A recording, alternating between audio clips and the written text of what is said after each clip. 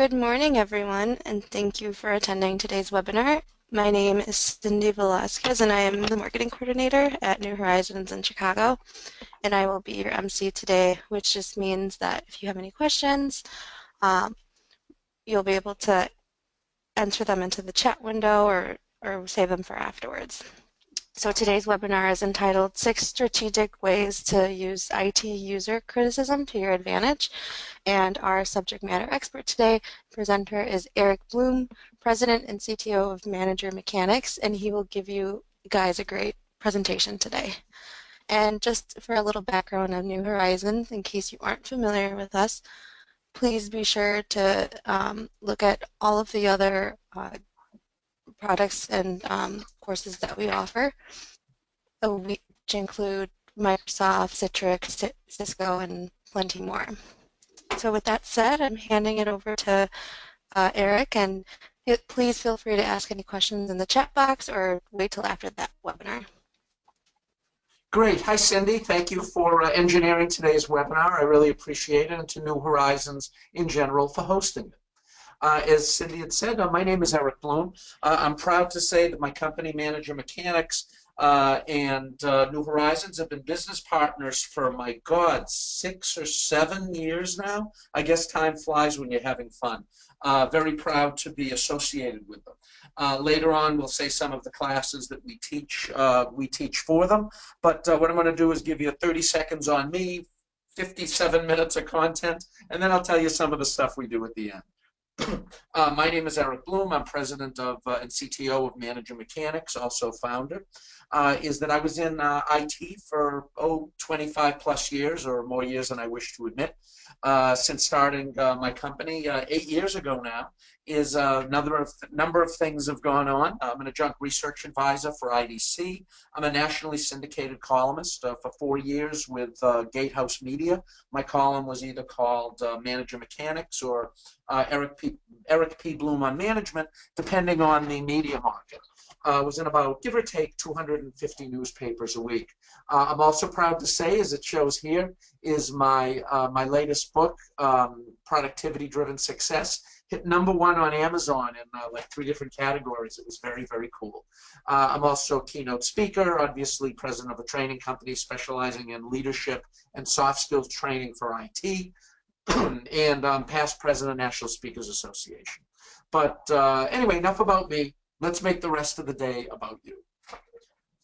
Let's start with some general concepts on the topic of 6 ways to use IT criticism to your advantage.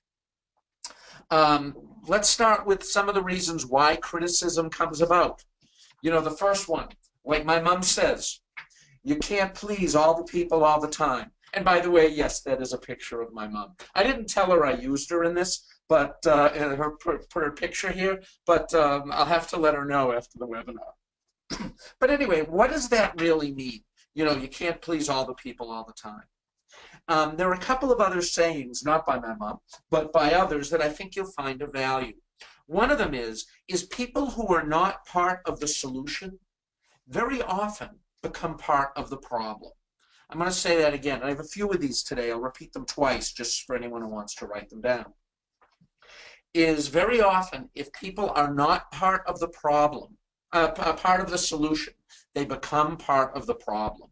What I mean by that is you may come up with a great idea, you may be supporting your business users in some way, you may come up with this new process, this new technology, etc. You know, it really makes sense from a business perspective, but there are people who just don't want it. You know, is that why? Because they weren't included in the decision to bring it in, therefore they have no ownership. So right up front, what does that mean for you? From one perspective, it means if you can figure out those people who are in your way, that will be blocking your way, then if you include them up front and make them part of the solution, then they will become advocates of yours. You know, that ties into more than what we're talking about specifically today, but I always like to give you guys a little extra value. Next expression. 99% of the time, if someone is blocking your way, it's not that they're against you, it's that they're for themselves. Let me say this again. That 99% of the time, if someone blocks your way, it's not because of you, it's basically because of them. Worded slightly different for effect. But what that means is, do you ever have one of those people who says, "Oh man, I just can't, I just can't get Bill to agree with me, or I can't get Bill to approve the project, or I can't get Bill to give me access to the people in his department. What am I doing wrong? What's he not like about me? Why is he blocking my way?" The chances are is maybe whatever you're implementing, Bill thinks is not particularly good for his career, good for his department, or something along that line. So there, what you want to do is you want to figure out why he's blocking your way, looking at it from his perspective, not yours, and it can make it a little bit easier. Which goes into the third expression. 99% of people cannot understand a concept that lowers their paycheck. I'll say it again. 99% of the time, people can't conceptualize a concept that lowers their paycheck. So again, is that these are just three reasons why you can't please all the people all the time. I guess my mother was right. Again, I'm going to have to tell her that I'm using her expression. But now the second one here. There are times when those using your products and services will be unhappy with the results. You know, partially because of what my mother said, but also, there's changing needs. There's, very often, there's a sales expression, which is, I won't give you expressions all day long, it's just that they're a little front-end loaded. But anyway, is that what you do is you sell people what they want, and then you give them what they need. But also, is that if you think of it, is that sometimes you don't have enough time to create the product the way that you wanted to do it right. Sometimes there were bad specifications if you're in the software development side. Sometimes the people that are receiving the service or the products and services that you're delivering to your business partners, business users, whatever you want to call them, that they didn't tell you what they really needed because they didn't understand it themselves.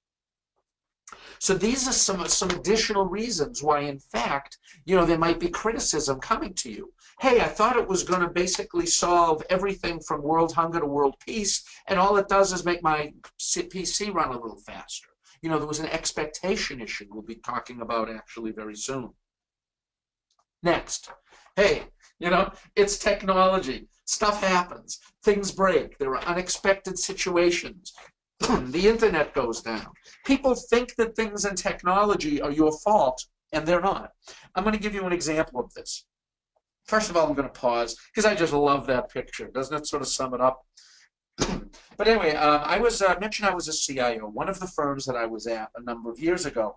I won't say I was in more than one, so I'm not giving any stories out of school, so to speak.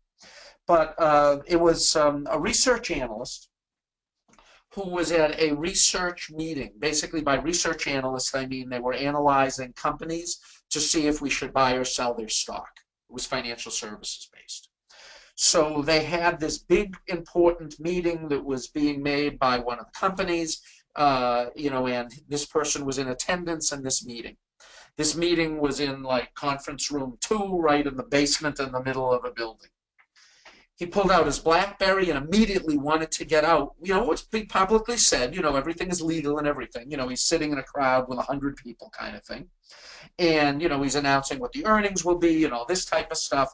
And this research analyst wanted to get it back to the portfolio manager as quickly as possible. So he pulls out his trusty BlackBerry, sends a message, and it doesn't go through. It won't send. So anyway, he comes back to the office. He then basically leaves. He's in his car on the way back. He's all mad. Then he was able to send the message out, but it was, 15, 20 minutes later. So he gets into the office, comes over to me as the, sort of the head of technology, and says, hey, Eric, you got to get your expletive goes here. Systems, you got to keep them up during the day. I was in a really important meeting with Company X where they were announcing their earnings. I needed to get that back to the portfolio managers as quickly as possible, and the Don BlackBerry you gave me doesn't work. What's the matter with your email system? Can't you keep the thing up and running? So, I said, oh my God, that's awful. Let me check. I talked to the person heading up our email system, and I said, hey, did email go down today? They said, no, email was up.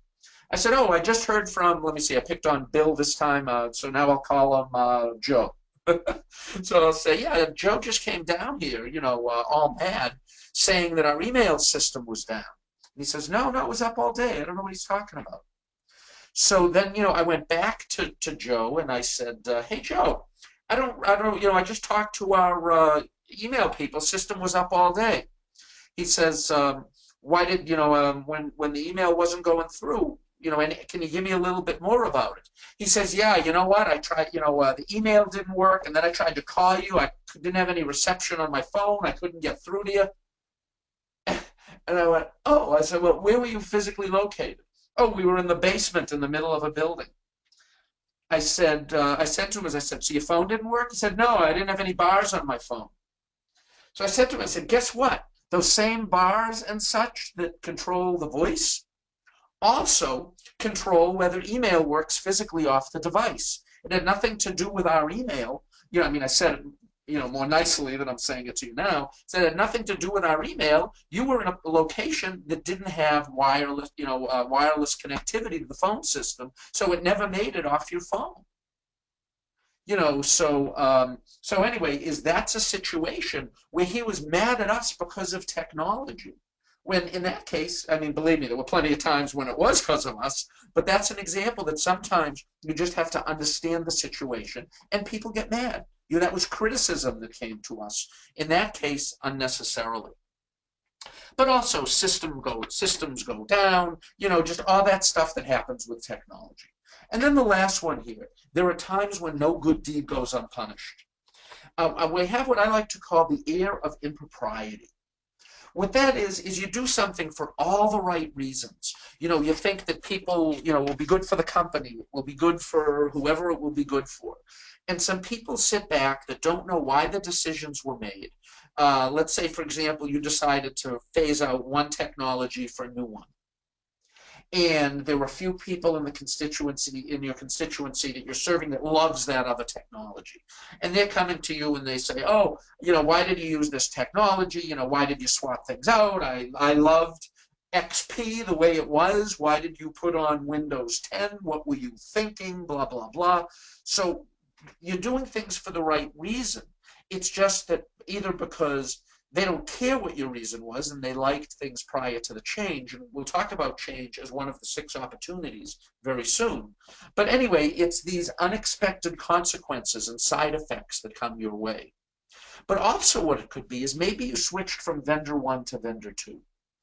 And then after you go to vendor 2, the project manager that shows up at your site, let's say, for example, you were using Accenture for external services and you just went to now using Cognizant or vice versa. And by the way, I will use real company names just in saying from company X to company Y. It sounds sort of antiseptic, but understand that any company that I use, either good or bad in an example, I'm just using the company name just to make the story sound real. And in no cases will I use the real company.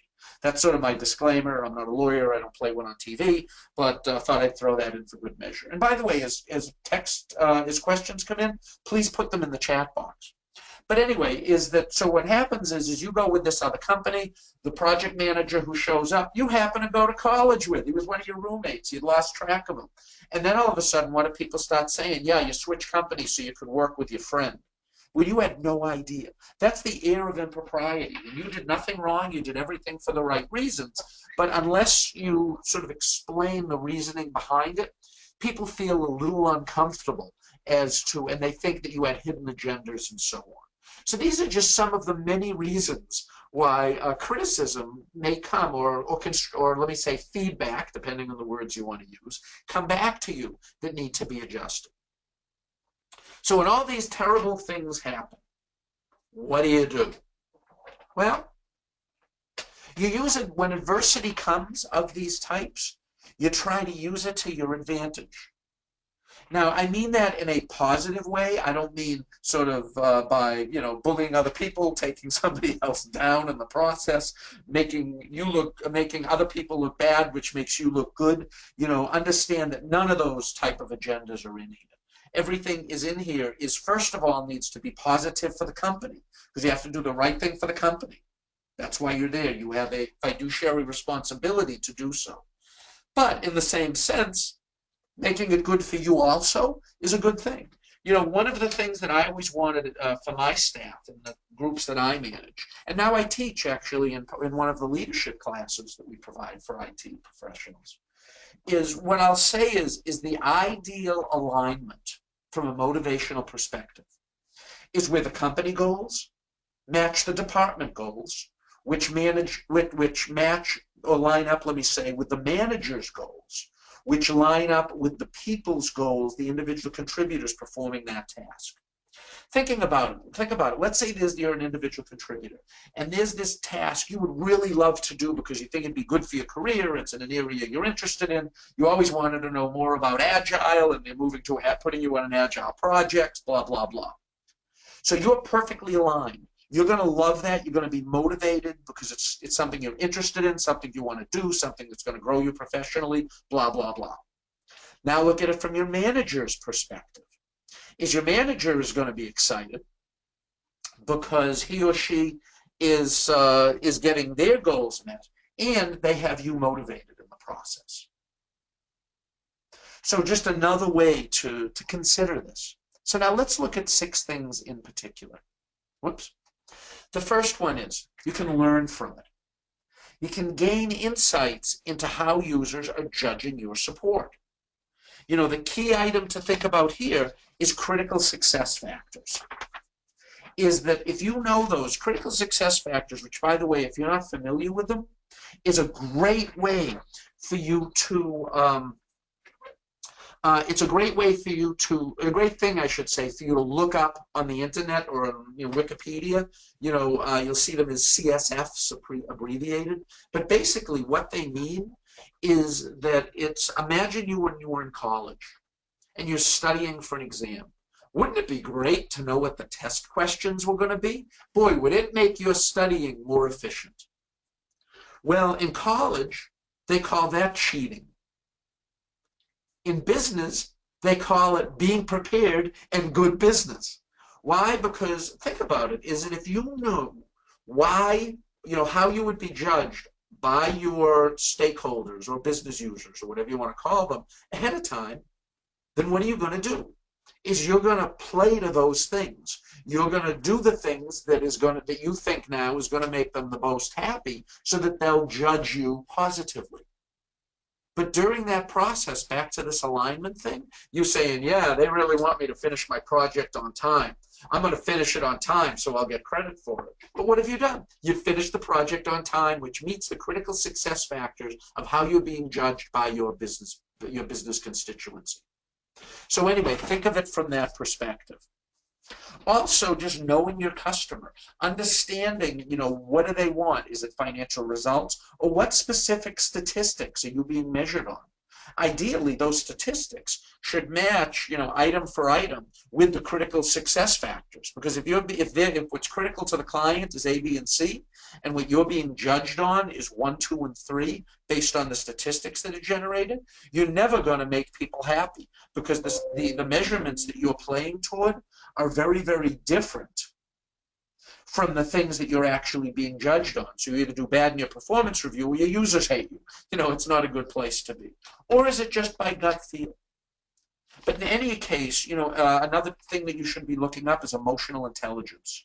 What emotional intelligence is basically understanding your strengths and weaknesses so that you can do things best for yourself, manage yourself, and having empathy for your user community, for others, so that you can properly manage them, which brings all sorts of advantages. Actually, I've done a full webinar through this on emotional intelligence, but if you're not familiar with it, buy the book, look it up on Wikipedia. It would be a great thing for you to follow up on regarding this topic. Next, what you can also learn is get a deeper understanding for how your business users are using your technology.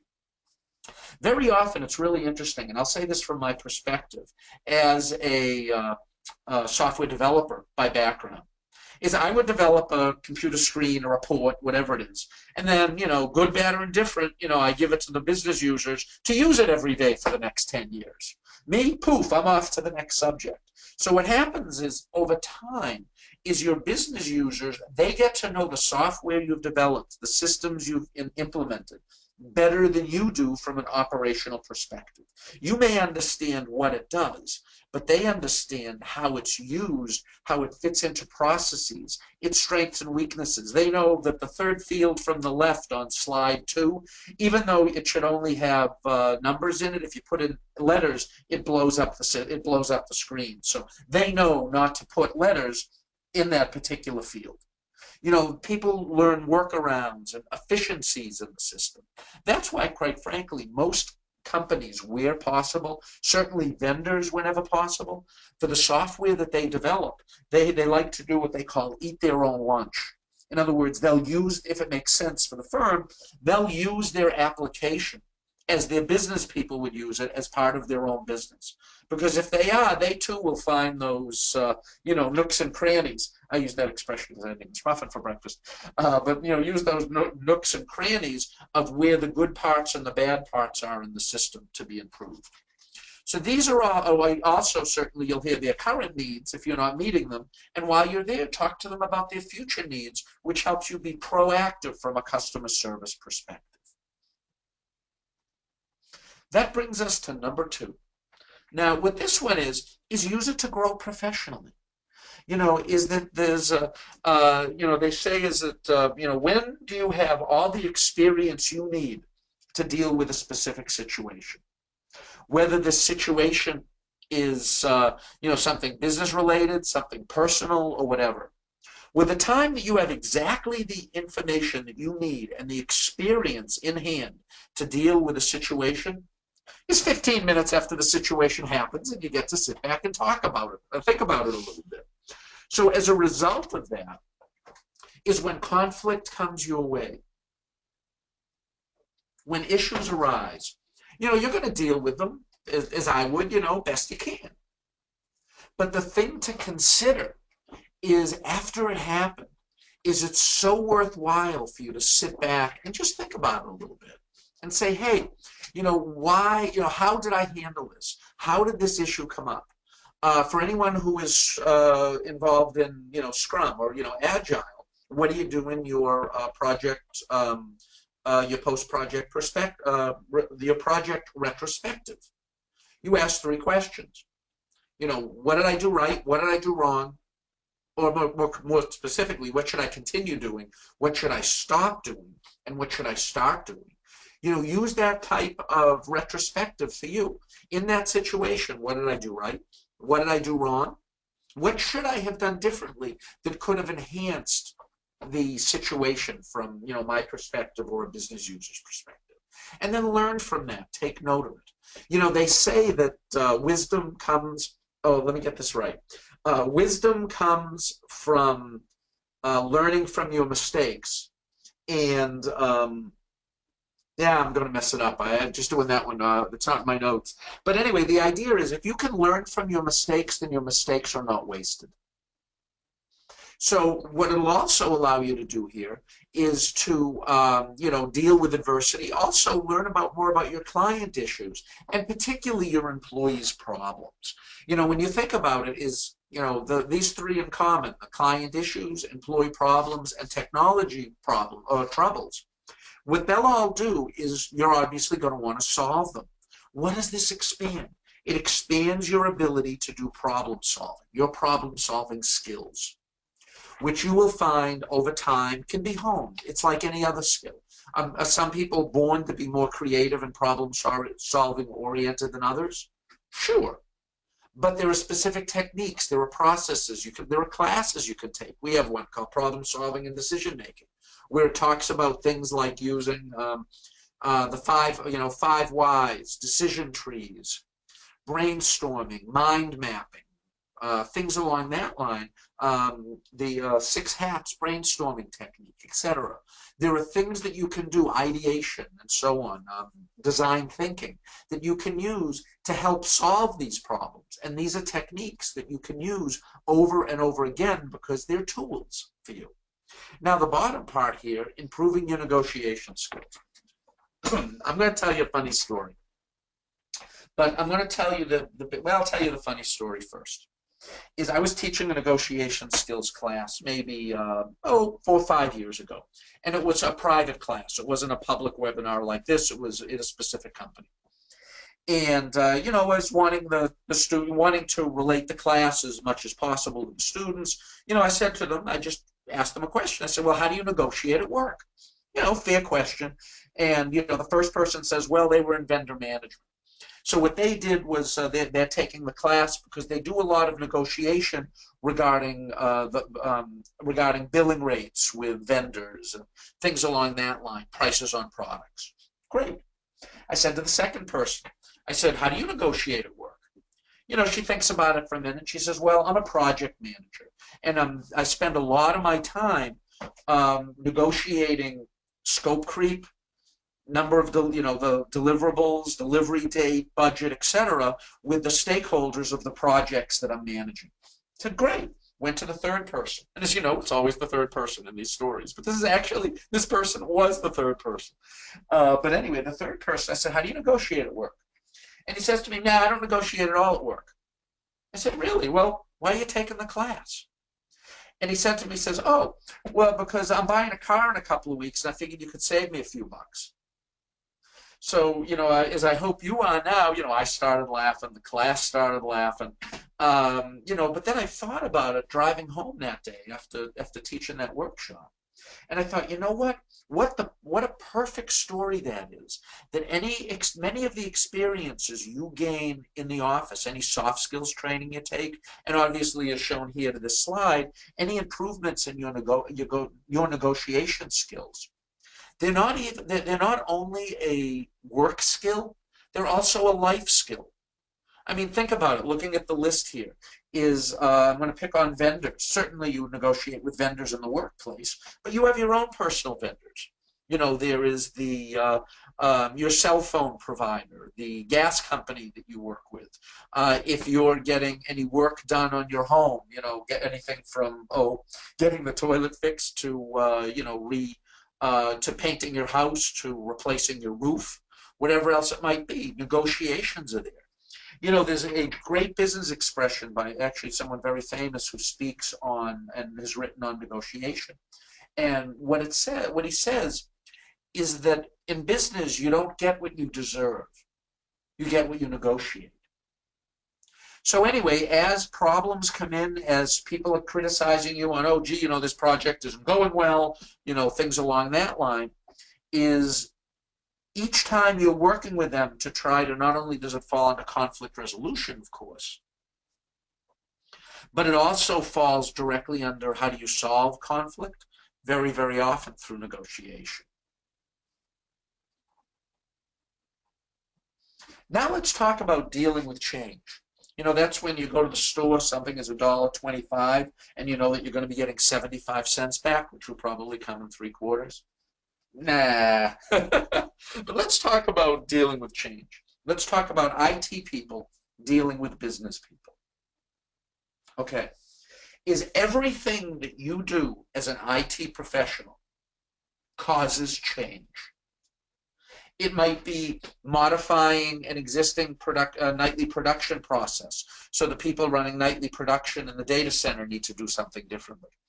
It might be moving to a new application. You're phasing out an internally built piece of, say, accounting software that's going to be replaced by maybe Oracle in the cloud. So now that there's a new vendor, there's new processes to learn. There's new steps on the computer to learn. All of those things bring change. You may be implementing a new application that was previously done manually. And upon doing so, there were 20 people in the department, now there's going to be 10. Where are those other 10 people going to do? Are they going to help you implement that? Whereas they may be in fear of their jobs. So, all of these things that we implement as technologists when we're improving productivity, when we're upgrading technology, when we're improving processes, or actually one of the biggest things in the IT profession right now is digital transformation. If you're not familiar with it, again, it's digital transformation, then what I suggest you do, excuse me, is look it up on, Google it.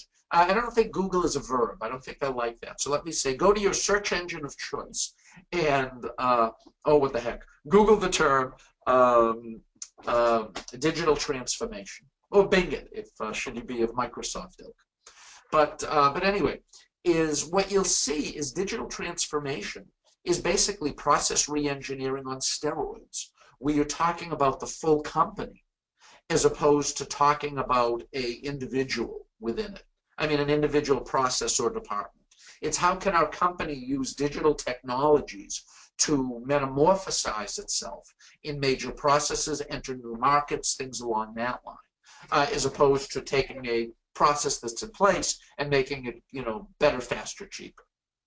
Now, also with change comes client. You're going to have to learn how to set client expectations.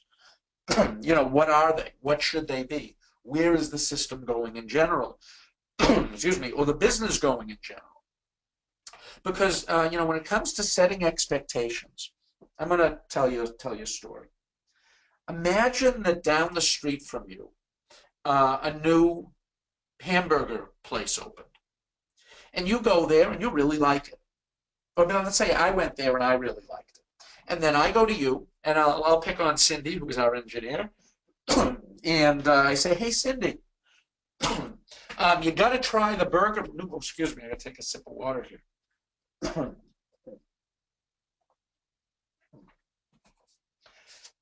Sorry about that. I guess I'm thinking about food and burgers and needed a drink. But anyway, I say, hey Cindy, you should try the new burger place down the street.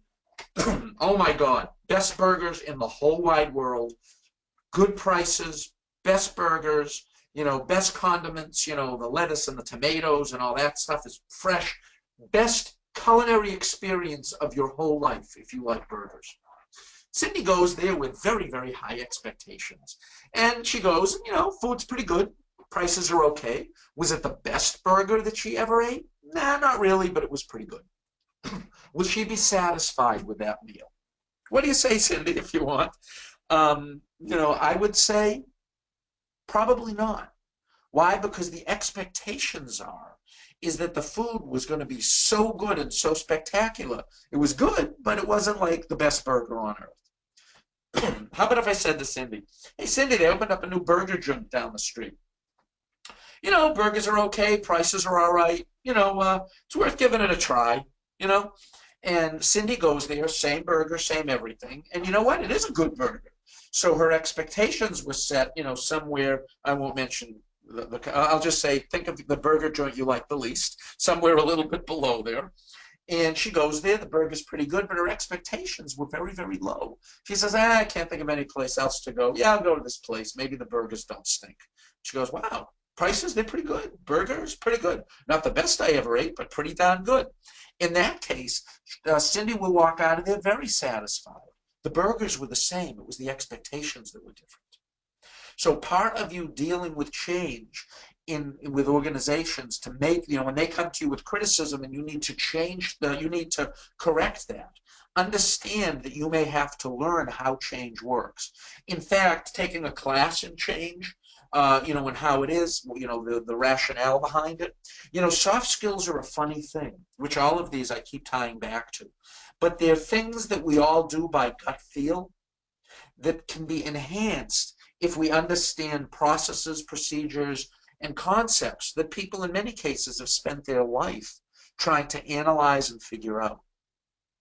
Next is that how do you deal with change if someone comes and says, everything that your department delivers is late and it's low quality. What does that cause you to do? Well, if you're the department manager, you're going to improve your department processes, which is good for you, it's good for your client, it's good for your department. So there's a very positive change that comes out from that type of criticism. The next is actions and quality of work of your staff. Maybe you thought that, I'll go back to Joe, maybe you thought Joe was doing a great job, but you're hearing back from the people that Joe is doing work for that, he's coming in late, he's leaving early. You need to know these things, and then you need to work with Joe to change his situation. Or maybe it's your actions. Is that maybe you're doing something, that is upsetting your business users. One of the things I like to do when I'm meeting with those who, it could be clients, it could be, when I was in a CIO role, it would be with the other folks in the C-suite. What I would say is I'd ask them the question. I would bring it up. I would seek criticism. And I said, hey, what am I or my department doing that, just doesn't float your boat? Are there any issues you're having that you'd like us to work on? Now, why do I ask that question? Well, because I want to have high user satisfaction. They're, in the business community that I'm serving. So it makes sense for me to be proactive and say, hey, what do you like and not like about our service? But what am I also saying? I could have asked the question this way. Hey, Mary, knowing you're the head of finance and we're providing support to the financial group, if there are any issues that my IT group is having, could you please tell me now instead of waiting till my performance review so I get dinged there and don't get a good raise in 6 months? I'd rather find out about it now so I can correct it than, have it reduce my performance review when the time comes. In effect, I've said the same thing. Why? Because, if people are having issue with you, they may feel very uncomfortable raising that criticism to you. And as a result of that, it might be really worth your while. Don't say, what am I doing that you hate? You have to do it politically correct. But for you to raise the issue, to open it up so they can say, yeah, you know what? The systems are pretty good, but the reporting sort of stinks. I felt bad telling you about it because I know your team's worked really hard on it. So that there's a win for everybody if you're willing to be proactive and seek out what needs to be changed. Another way that you can use IT user criticism to your advantage is by showing your professional strength. Clients and stakeholders are not always reasonable with what they want. So I'm going to pause for a moment, just maybe 5 seconds or so. But I want you to think about sometime through your career, if there's a big one, or, more recently, just a small situation that came up, where maybe the expectations of your user base isn't exactly what you thought, and they were coming to you with sort of unreasonable requests. I'll pause and count to maybe 10 and let you think about it.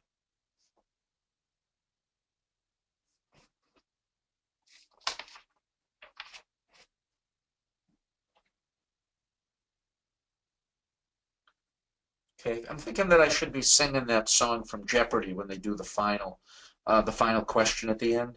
Was it dun dun dun dun dun dun dun dun dun dun dun? All right, enough of that. I won't put you through it. But anyway, now think about it. How did you feel when your business users came to you and say, "Hey, no, you know what? We need these system changes in 3 weeks," and you're thinking, 3 weeks? It's going to take 3 months if we can get to it. So what do you do? How does that allow you to show your strength as the IT project manager or whatnot? First of all, by standing your ground. You want to be polite, and yes, the customer's always right, and that kind of stuff. But if you give in up front and says, all right, we'll get it for you in 3 weeks, and then they leave, and they're going, oh my God, we're never going to get it done. What have you done? You've set their expectations well beyond what can be delivered just to be a nice person. And what you've done is you've set yourself up for huge failure in 3 weeks, because 3 weeks will eventually come. They're going to expect it to be there, and then it's worse. Not only were their expectations too high, but you basically confirmed them by saying that you would do it. It will also, maybe the issue is with a vendor, and you need to go to those vendors. Is that it's really easy to talk to people about good things. It takes strength and character to speak to people about things that they don't want to hear about, particularly if they're your client, your clients, your vendors, your staff, etc.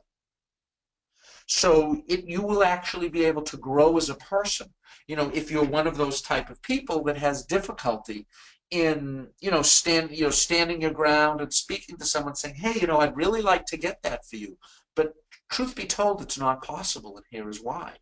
But when you do something like that, when you say no, always come up with an answer on, that sort of shifts them to a yes. I'm very concerned about that. I don't think we can get it done, but how about this? To provide alternatives. Also delivering bad news to your manager. I went to my manager once many, many years ago and canceled my project. I said to him, I said, hey, the whole company has gone into a different technology. We were the first ones using this new technology. The company went with a different one. This is going to be unsupportable once it's developed. So I went in literally, and my boss said, all right, we'll cancel your project. And then I said, great, now what do you want me to do? They said, no, that was really good of you. We'll find something else for you to do. So I was like, phew. But I did the right things for the right reason. And my boss had a lot more respect for me because I had the strength and the willingness to do what was good for the company to take the high road. Bad news to a staff member. Hey, sorry, your project's been canceled. The users are unhappy with the work that you're doing. Sometimes people feel very badly if you've ever had to give someone that type of news. And other people, no one likes giving it, but, it's sort of it's a different topic. But they say, having courage doesn't mean not being afraid. It means how do you deal with it? How do you deal with fear that makes you brave? Or lastly, bad news to your clients. Sorry that, the system won't be up in time. One thing I've learned in business is that bad news does not get better with time. And the sooner that you tell people of it, the sooner they can adjust. And let's say you're 4 weeks into a 12-week project and you come across some things and there's no way you're hitting that 12-week deliverable. For you to tell the project, the stakeholder then 4 weeks in, hey, we ran across some stuff we didn't expect. We're not going to be able to get this done within the 12-week time frame. We're going to need 2 or 3 more weeks. They won't like it. But on the other hand, one of the things that they're going to have to consider at least is that you must really be a good project manager and on top of your project if 4 weeks in you won't hit something 8 weeks later. If you're only 1/3 of the way in. So understand that, it takes personal character to accept constructive criticism, but at the same time, also for you to deal with it and illustrating your strength, among other things, interestingly enough, can position you for promotion. Number 5. Now, by the way, just for fun, I was going to keep it as a secret, but we have a 7th one. Why? Because I've set your expectations at 6. So now we have a 7th that I'm going to bring in too. Why? Because, I wanted to meet your expectations. So anyway, number 5, show your responsiveness.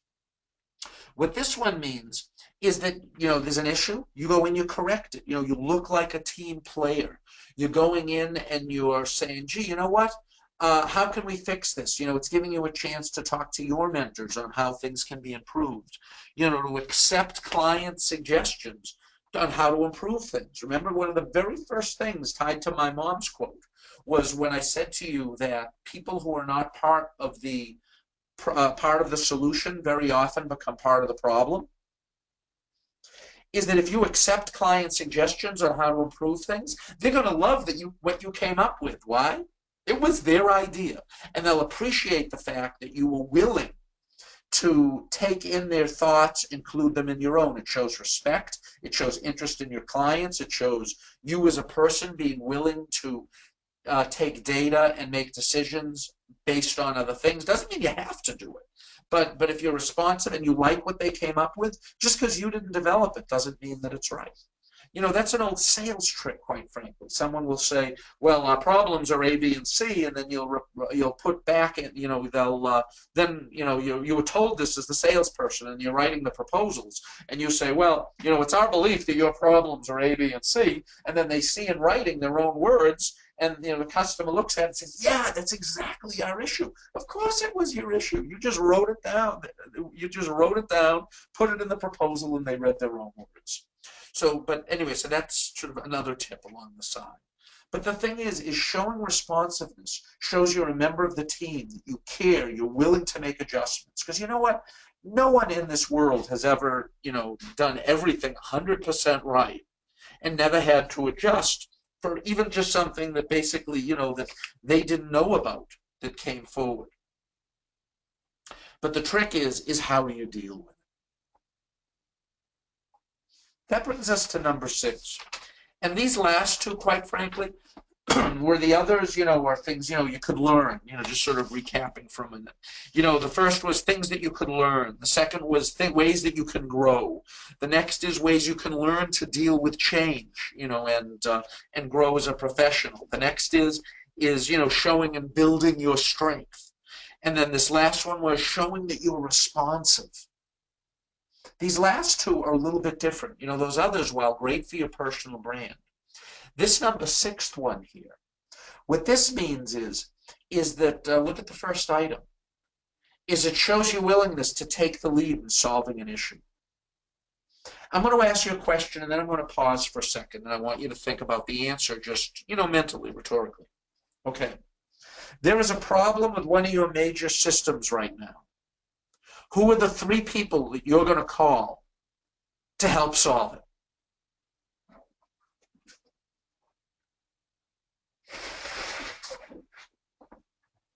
Okay. What kind of names come to mind? Maybe it was the software developer who's now a manager in another department, but built it, and boy, they remember what they wrote and they were great. Maybe it's your boss on how do I proceed. Or maybe it's someone working for you is, oh God, Joe can always, Mary can always find can always fix this stuff. They're the go-to people. All right, what you want to do is if you take the lead when there's an issue, and you say, yeah, you know what, I'll step up on this one, I'll solve it. What does it do? First of all, it shows that you're willing to step up. It shows that you're willing to take the responsibility and that you're a team player and all that other kind of stuff. The next thing it is it builds followers. You know what it takes to be a leader? People that follow them. So it builds your followers, which will help you gain support, gaining support to correcting the issue. Because if three of your users come to you and say, all right, hey, we're having a big problem with this system, and you say, all right, great, what we're going to do is this is how we're going to move forward to correct this. For each of you folks, I'm going to have my business analyst come down to you and actually document the issues you're having. In addition to that, what we're going to do is we're going to talk, if it's okay with you, with a couple of folks in your staff. From there, we're going to take this back and we're going to do blah, blah, blah. By you taking charge, what happens is that, and this one might sound, a little funny, but if you take charge on this one, when another issue comes up months later, and they say, oh my God, there's a problem with the system here, who are we going to talk to about that? They're going to think of you because you solved their problem last time. What that does is it's setting expectations, but it's setting expectations that you're the person that can help. So in doing so, what you're building is you're building a track record of being able to solve problems. So by you becoming the go-to person, there's huge advantage in that. One of which is in influence. If you've ever taken a class in influence, they have what they call reciprocity. That if you really help these three business people solve their issue, they're going to feel sort of like they owe you one. Also, if you step up and help them correctly solve 4 or 5 things in a row, on the 6th one, it doesn't go so well. You tried to solve it, but it was like banging your head against the wall and you couldn't do it. They'll give you the benefit of the doubt because you have a strong track record of being able to solve things. So they won't be saying, oh, what a jerk Eric is. I can't believe he couldn't get that solved. What they'll be saying is they'll be saying, wow, this must have been impossible to solve if Eric couldn't solve it. Look at the great things he did in all the other ones. So that's how you can use this to your advantage. Show leadership. It positions you for growth. And what all of that really does is that brings us to number 7. And what number 7 of 6 is, isn't that interesting? Number 7 of 6 things. Did you know actually 3/4 of the people in this country, no, I'm sorry, I said it wrong. Here, I blew my own bad joke. Do you know that 4 out of every 3 people have trouble with fractions? Anyway, sorry on that. Blew my own punchline. But anyway, next is you want to be opportunistic. And what I mean by that is, yes, you absolutely have to do things that's right for the company.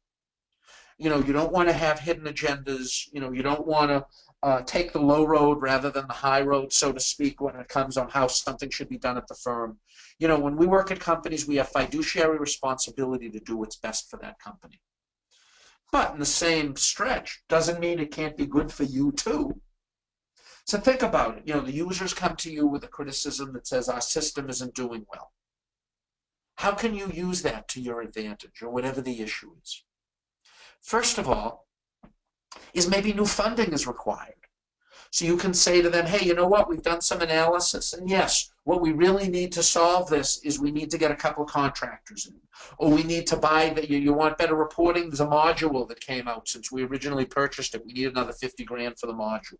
But whatever it is. But you might be able to get additional funding to be able to perform whatever is needed to help your business constituency. And you know what? When they ask for you to have the money to fix it is very, very different than when you ask for the money to fix it. It's an outside justification and an outside reference of why it's needed by you, which is much more powerful. Maybe a new department needs to be formed. And if it does, and you're working on this issue, because in the previous slide, you took leadership. What does that mean? All of a sudden now you're a department manager and you're building a team. Next one is, maybe there's a new professional role needs to be created. You know, that there's been some issues related to data security. Maybe some data was lost. Maybe there was a small hack that came in, you know, just things along that line. And all of a sudden they have to, you know, they say, wow, you know what? We really need to move someone to the position of CISO, you know, Chief Information Security Officer. And you say, and all of a sudden you're saying, hey, you know what? Is I was working on a couple of these things, I'm interested in it, and poof, all of a sudden you're going, you know, to 8 weeks of training on, you know, on data security, and you're moving into what it happens to be one of the hottest job markets in the world is data security. So, you know, a new role is created. It might be one that you want to roll into. But lastly, and I've alluded to this before, you all be optimistic and looking for business value. What's right for the company? What's right for your department, for the stakeholders that you're working with for your clients? But at the same time, again, you know, you want to look for business value and the personal professional growth that comes with it. What I'd like to do now is I'd like to thank you for hanging with me for an hour. It looks like most all stayed. And just tell you about some stuff that we have coming up. We do a free one of these webinars every month. February and Marches are going to be tied to soft skills, specifically to specific professions.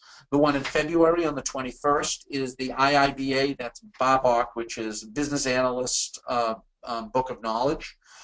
Tied specifically to the IIBA certifications and the soft skills that they suggest are required for you to be a strong business analyst. The next, for anyone who's PMP oriented, is we have another one on March, also free webinar like this, on the leadership and strategic and business skills, specifically listed in the PMI triangle. The PMI triangle are basically 3 areas of skill that are required for those having PMPs, or also for the new Agile and BA certifications offered by PMI. It's a 3-legged stool, which is the technical knowledge, such as, you know, how do you do burn down charts in Agile, and then leadership is a 2nd leg, and strategic and business management is the 3rd leg. Also is new through the combination of Manager Mechanics and New Horizons, is proud to say that we have upcoming classes either for your corporation or most likely, we're still working out the details, on having it in public classes, specific soft skills related to what's shown here. You know, Agile, specifically soft skills that will help a Scrum Master enhance their capabilities to be one. Also for PMI project managers, soft skills tied to ITIL, and of course the BA one that I previously mentioned. Now also coming up, the IT LAMP, if your company is looking for a basically a turnkey IT leadership program that's customizable, talk to your New Horizons sales rep or contact me directly, and then I'll hook them in. in order to we have a program we can just implement based on lots of the leadership and soft skill type things that I've previously mentioned. Lastly, is that on February, we run this class monthly. On February 21st, 22nd, and 23rd, we're going to be running our next 3-day certification boot camp for the IT MLP. That's IT, obviously information technology, management, and leadership professional. It's 3 days and 10 topics. Those topics are cloud computing, as you see here, conflict resolution. It's a little bit of each. It's 3-day boot camp. It truly is drinking through a fire hose for 3 days. In addition to this certification, also the advanced version of this will be going in, I think, a couple of months from now, 2 or 3 months from now. We offer the other one. We offer this one almost monthly, the MLP. The MLE we offer 3 times a year. That's 10 more advanced topics for IT managers and directors, for things like negotiation skills actually is in there, fostering IT innovation, and so on. So what I'd like to do is I'd like to thank you for hanging with me for this past hour. I hope it's been of pleasure and been of value to you. It's been a pleasure doing this with you. I'd like to turn it back to Cindy to thank everyone on the line. I'd also like to thank New Horizons again, as well as Cindy for being today's engineer. Thank you. Cindy, any follow-up questions or whatnot, or should we call it a day?